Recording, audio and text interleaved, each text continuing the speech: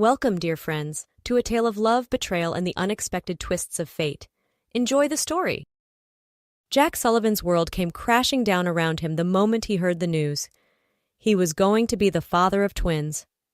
As he stood in the sterile hospital hallway, the words echoed in his ears, mocking him. He wasn't ready for this. Sure, before Amy got pregnant, they had talked about having kids, made plans even. But now... "Congratulations, Mr. Sullivan," the nurse said, her cheerful voice grating on Jack's frayed nerves. "You're the future father of 2 baby boys." Jack forced a smile, but inside he was panicking. 2? How were they supposed to handle 2 babies? They could barely afford 1. Amy had been admitted to the hospital early due to complications, and Jack suddenly found himself free. Free in a way he hadn't been since before he met her.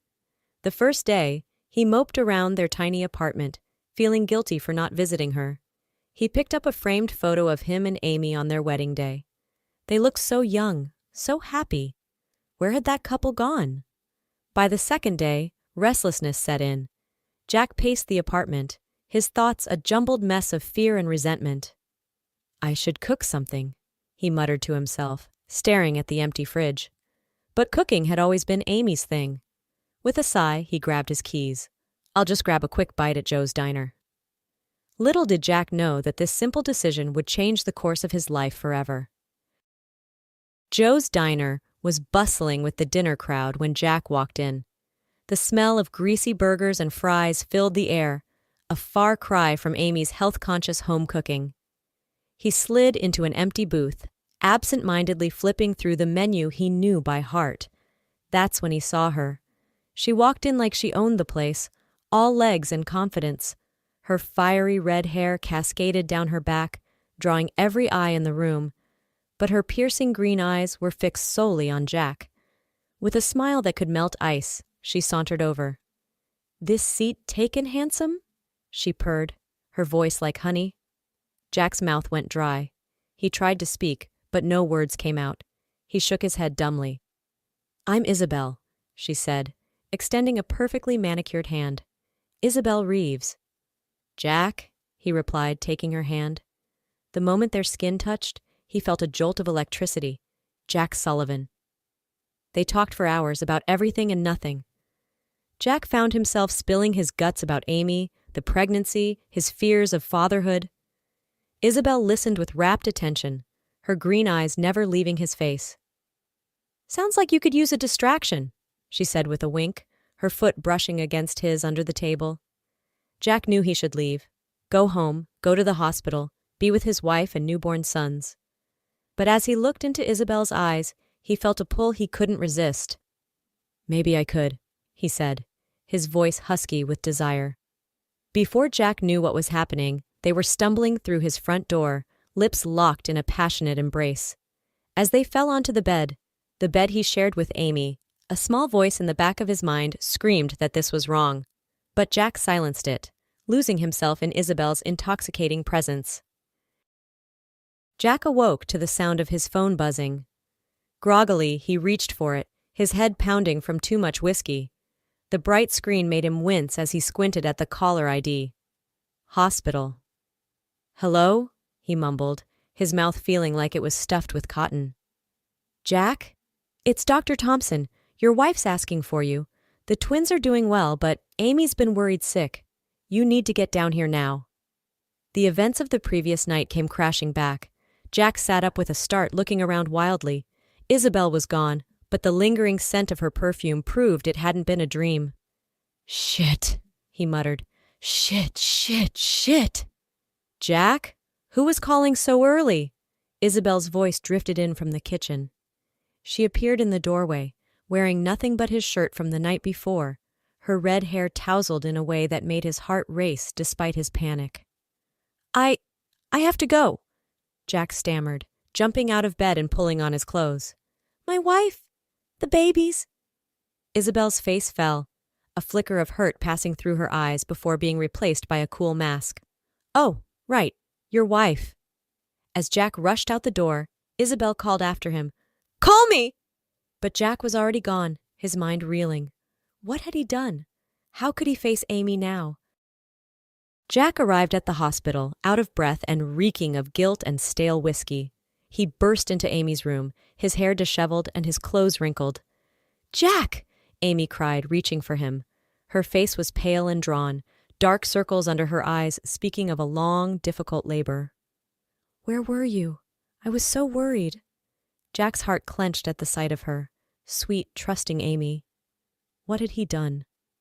"I'm here now," Jack said, taking her hand and trying to ignore the way his stomach churned with guilt. "Everything's going to be okay." Hours later, Jack stood by Amy's bedside, looking down at their newborn sons. They were tiny, perfect, and absolutely terrifying. Their little fists waved in the air, soft coos escaping their lips. "Aren't they beautiful?"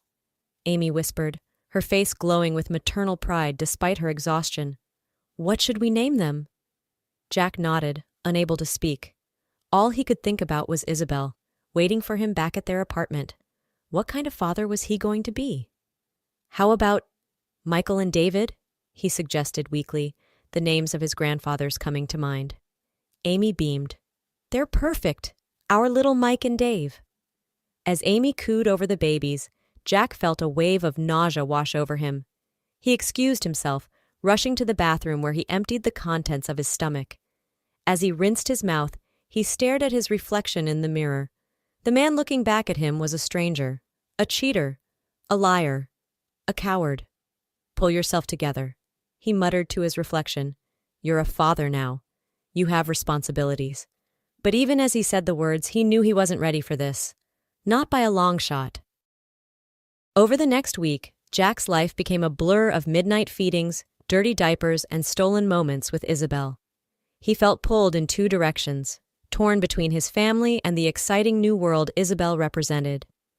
Amy was a natural mother, handling the twins with ease despite her exhaustion. Jack, on the other hand, felt clumsy and out of place. Every time one of the babies cried, he felt a surge of panic.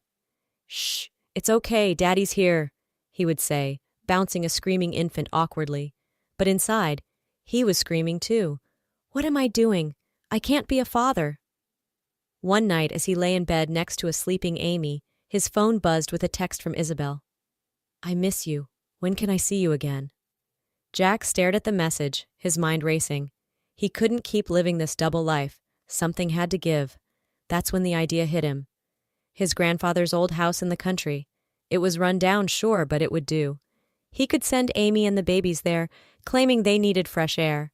He'd say he had to stay behind for work. It was perfect. The next morning, Jack put his plan into action. "Honey," he said over breakfast, trying to keep his voice casual as Amy nursed one of the twins. "I've been thinking. The boys could use some fresh air. How about you take them to my grandfather's old place in the country for a while?" Amy looked up, her brow furrowed. "The old farmhouse? Jack, we haven't been there in years. Is it even livable?" Jack waved away her concerns, his heart racing. "It'll be fine. I'll fix it up a bit before you go. It'll be good for the boys, and you could use the rest." Amy didn't look convinced. She bit her lip, a habit she had when she was worried. "What about you? Won't you come with us?" "I wish I could," Jack lied smoothly, avoiding her eyes. "But I've got this big project at work. I can't get away right now, but I'll visit as often as I can, I promise." Amy's face fell, but she nodded. "If you think it's best." Jack felt a twinge of guilt, but he pushed it aside. This was for the best, he told himself. Everyone would be happier this way. He'd have time to figure things out, to decide what he really wanted. As he watched Amy tend to the twins, a small voice in the back of his mind whispered that he was making a terrible mistake. But Jack ignored it, already dreaming of his next rendezvous with Isabel. A week later, Jack pulled up in front of the old farmhouse, Amy and the twins in tow. The place looked even more run down than he remembered, weeds choking the front yard, and paint peeling from the weathered siding. The porch sagged ominously, and several windows were boarded up. Amy gasped as she got out of the car, clutching one of the twins to her chest. "Jack, you can't be serious. We can't stay here." "It's not that bad," Jack said, avoiding her eyes as he unloaded their bags. The guilt he'd been suppressing all week threatened to overwhelm him. I'll tidy it up a bit before I leave. You'll see, it'll be cozy in no time. But as they stepped inside, even Jack had to admit it was worse than he'd thought. Dust covered every surface, and the musty smell of neglect hung in the air. Cobwebs festooned the corners, and there was a suspicious scurrying sound coming from the kitchen. Amy turned to him, tears in her eyes. "Jack, what's really going on? This isn't like you at all. Please, talk to me." For a moment, Jack considered coming clean. The words were on the tip of his tongue. "I've met someone else. I'm not ready to be a father. I'm scared." But then he thought of Isabel waiting for him back in the city, of the freedom that awaited him, and his resolve hardened. "It's just for a little while," he said, forcing a smile. He reached into his pocket and pulled out a wad of cash. "Here's some money for groceries and whatever else you need, and I'll be back to visit soon, I promise." Amy stared at the money, then back at Jack, disbelief written all over her face. "You're really going to leave us here? Like this?" Jack couldn't bear to look at her. He mumbled something about needing to get back for work and practically ran for the door. "Jack, wait!" Amy called after him, her voice breaking. "Please don't do this." But Jack was already in his car. He threw their bags inside, gave her a quick peck on the cheek, and was backing out of the driveway before she could say another word. As he drove away, he caught a glimpse of Amy in his rearview mirror, standing in the overgrown yard with a baby in each arm, looking lost and betrayed. Jack pressed harder on the gas pedal, trying to outrun the guilt that threatened to overwhelm him. "It's for the best," he muttered to himself, over and over. "It's for the best." But deep down, he knew he was making the biggest mistake of his life. Back in the city, Jack threw himself into his new life with Isabel. They went out to fancy restaurants, stayed up late drinking expensive wine, and spent lazy Sundays in bed. It was everything Jack had ever dreamed of, or so he told himself. "Oh, Jack," Isabel purred one evening as they sipped champagne on her balcony. "I'm so glad you finally got rid of that ball and chain. You deserve to be happy." Jack forced a smile, pushing down the pang of guilt her words provoked. "You make me happy, Izzy," he said, pulling her in for a kiss. But as the weeks passed, a nagging feeling began to grow in the pit of his stomach. He found himself thinking of Amy and the twins more and more often. Were they okay? Did they have enough money? Were the babies healthy? One night, as Isabel slept beside him, Jack's phone rang. It was Amy. His heart raced as he answered, stepping out onto the balcony. "Jack?" Her voice sounded small and far away. "The boys are sick? I don't know what to do. Can you come?" Jack felt his heart race. He glanced back at Isabel's sleeping form. I can't right now, Amy. I'm in the middle of a big project.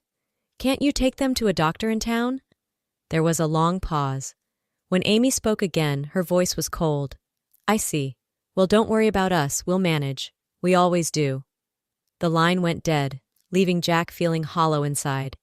He stared out at the city lights, wondering how he had let things get so out of hand. "Jackie?" Isabel's sleepy voice called from inside. "Come back to bed, baby." Jack took a deep breath, pushing thoughts of Amy and the twins to the back of his mind. This was the life he had chosen. He had to make it work. Amy hung up the phone, fighting back tears. She looked around the dusty, run-down farmhouse, feeling more alone than ever. The twins were fussing in their makeshift cribs, their little faces flushed with fever. "Shh, it's okay," she whispered, gathering them both in her arms. "Mommy's here. We don't need Daddy. We'll be okay." But even as she said the words, Amy wasn't sure she believed them. How had her life come to this? Abandoned in a dilapidated farmhouse with 2 sick babies and no help in sight? Suddenly there was a knock at the door. Amy hesitated, then went to answer it, still cradling the twins. On the porch stood a man she'd never seen before, tall and rugged with kind blue eyes and a concerned expression. "Hi there," he said with a warm smile. "I'm Nathan, your neighbor from down the road. I noticed you moved in a while back but hadn't had a chance to say hello. Everything okay? I heard babies crying." Amy burst into tears, the stress of the past weeks finally overwhelming her. To her surprise, Nathan didn't run away. Instead, He stepped inside and gently took one of the crying babies from her arms. "Shh, there now," he cooed to the infant. "Let's see what's troubling you, little one." As Nathan expertly checked the baby's temperature and gently rocked him, Amy felt a wave of relief wash over her. For the first time since Jack had left them here, she didn't feel completely alone. "Thank you," she sniffled, wiping her eyes. "I'm Amy. These are Michael and David. We've been having a rough time." Nathan's eyes softened with understanding. "I can see that. Listen, why don't I take a look at these little guys? I used to be a pediatrician before I moved out here to get away from the rat race." Amy's eyes widened in surprise. "A pediatrician? Here?" Nathan chuckled. "I know, quite a career change. But I needed a simpler life. Now I just tend to my goats and help out where I can.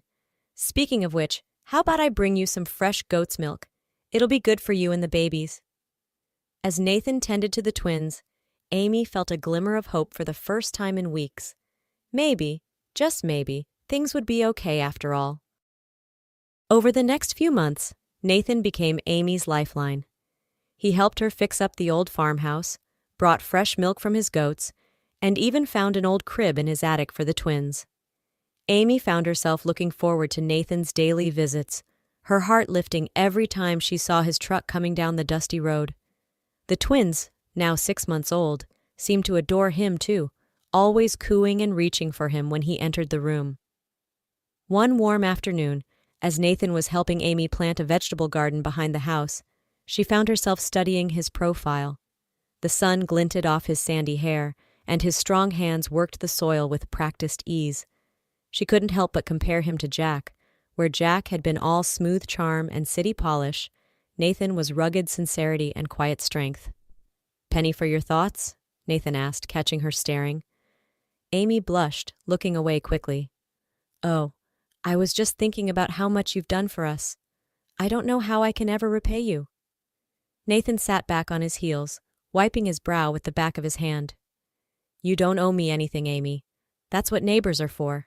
Besides," he added with a grin, "those little boys of yours have stolen my heart. It's payment enough to see them growing so strong and happy." Amy felt a warmth spread through her chest that had nothing to do with the summer heat. "They love you too, you know. Sometimes I think they're more excited to see you than me." Nathan laughed, a rich, deep sound that made Amy's heart skip a beat. "Not possible. You're their whole world, Amy. You're doing an amazing job with them." As they worked side by side in the garden, Amy found herself opening up to Nathan about her relationship with Jack, how he had changed after the twins were born, and how he had ultimately abandoned them here. Nathan listened without judgment, his face clouding with concern and anger on her behalf. When she finished, he reached out and squeezed her hand gently.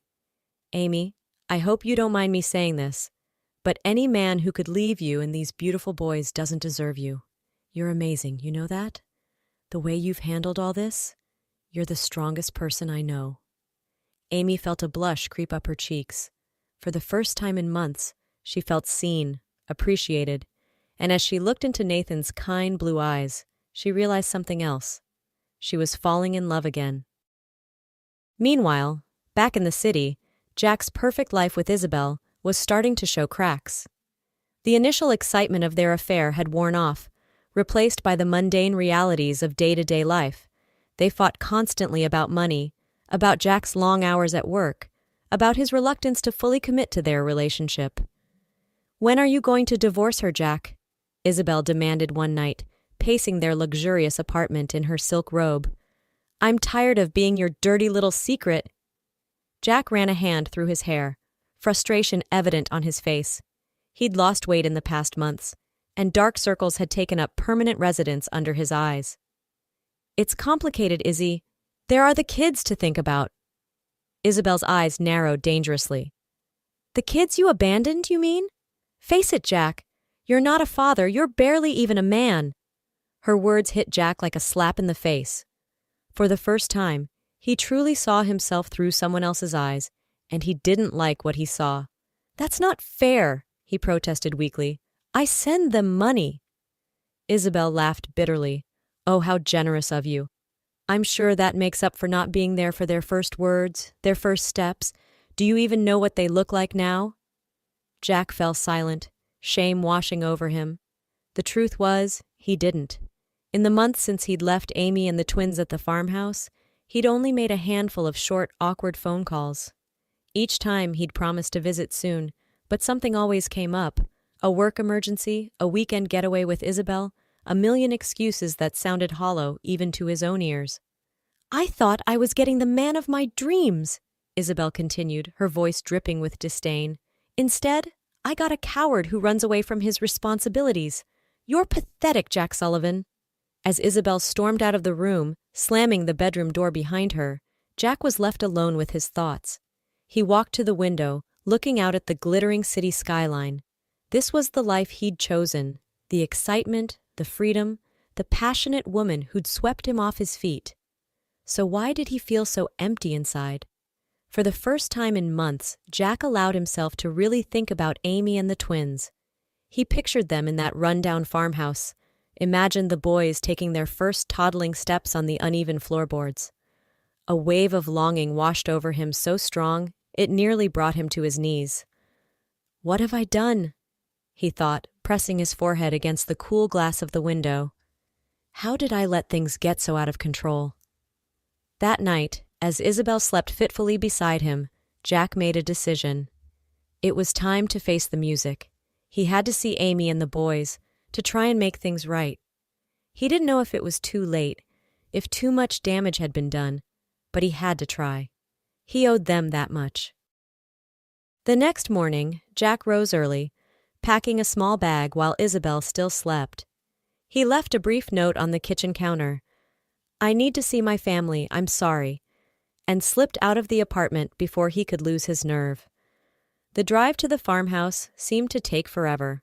As the city gave way to suburbs, then to rolling countryside, Jack's anxiety grew. What would he say to Amy? Would she even want to see him? And the boys? Would they even recognize him? Jack's car kicked up a cloud of dust as he drove down the long driveway to the farmhouse.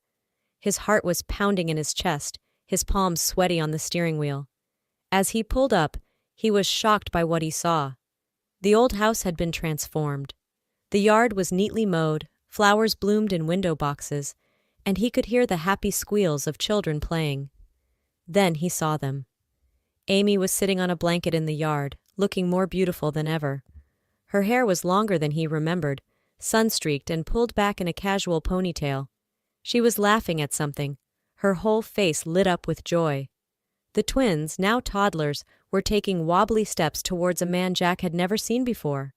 The man scooped up one of the boys, spinning him around as the child giggled with delight. Jack felt his world tilt on its axis. He stumbled out of the car, his legs feeling like jelly. "Amy?" he called out, his voice cracking. Amy looked up, her eyes widening in shock. The laughter died on her lips, replaced by a guarded expression that broke Jack's heart. "Jack, what are you doing here?" The man with the twins looked up, his expression hardening as he realized who Jack was. He set the child down gently and stepped protectively in front of Amy. I came to see you and the boys," Jack stammered, taking a hesitant step forward, "to try and make things right." Amy stood up, brushing grass from her jeans. Her face was a mask of conflicting emotions. Surprise, anger, and something else Jack couldn't quite read. "Make things right? Jack, you left us here with nothing. If it wasn't for Nathan." She trailed off, looking at the man beside her with a softness that made Jack's heart ache. "I know," Jack said, hanging his head. "I was a coward. I made a terrible mistake. But please, Amy, give me another chance. Let me be a father to our sons." Nathan spoke up, his voice calm but firm. "I think you need to leave, Jack. You've done enough damage." Jack looked from Nathan to Amy, desperation in his eyes. "Amy, please. I still love you. We can start over, be a family again." Amy was quiet for a long moment, looking between Jack and Nathan. The twins, sensing the tension, had toddled back to her, clinging to her legs and regarding Jack with curious, slightly wary expressions. Finally, she spoke, her voice soft but resolute. "I'm sorry, Jack, but it's too late.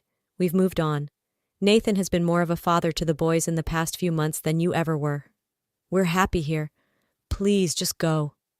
Jack felt as if the ground had opened up beneath him.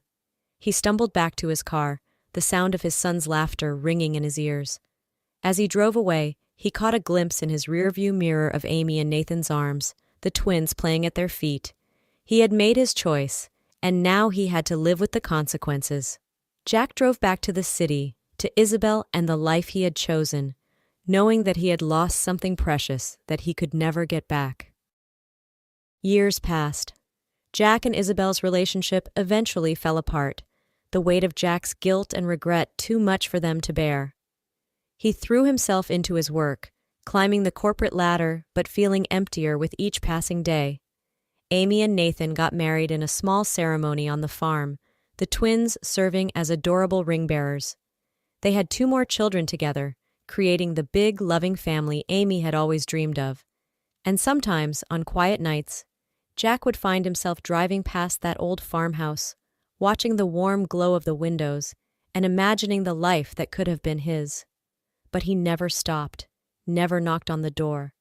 He had made his choice, and now he had to live with it, alone with his regrets and the knowledge that he had thrown away the greatest gift life had ever given him, the love of a good woman and the chance to be a father to 2 beautiful boys. As he drove away from the farmhouse for the last time, Jack finally understood the true cost of his selfish choices. He had traded a life of love, family, and purpose for a hollow existence of material success and fleeting pleasures. And no amount of money or professional achievements could fill the void left by the family he had abandoned. In the end, Jack Sullivan learned the hardest lesson of all, that sometimes second chances are just beyond our reach, and the consequences of our actions can echo through a lifetime of regret.